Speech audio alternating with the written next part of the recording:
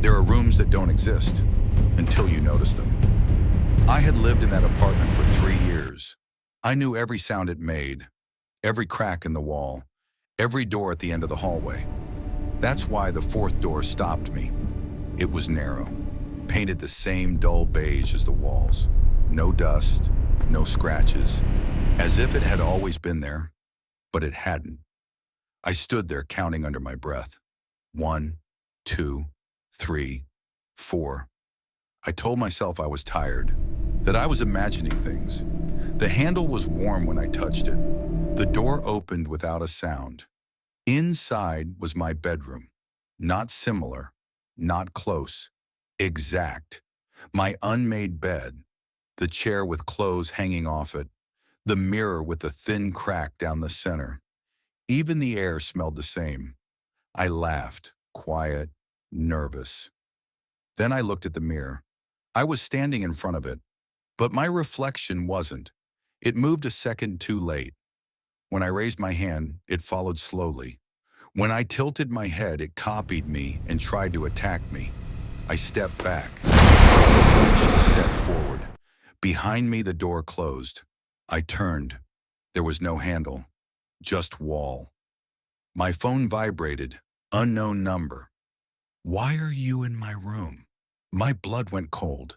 Another message appeared. You weren't supposed to notice. The reflection smiled. The mirror rippled like water. I ran. The hallway outside was longer now. The lights buzzed louder. Doors lined the walls, each one marked with my apartment number. Footsteps followed me, perfectly matched. I burst into the nearest room and slammed the door shut. Silence. I was back in my bedroom. My real mirror showed my face, pale, shaking, real. The fourth door was gone. I didn't sleep.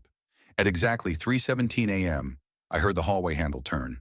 Once, twice. This time, I checked. The hallway light was on. The fourth door was back, open. Inside, the room was empty. No bed, no mirror, just walls covered in writing, dates, times, my name, again and again. Every wall said the same thing. You came back wrong. My phone vibrated.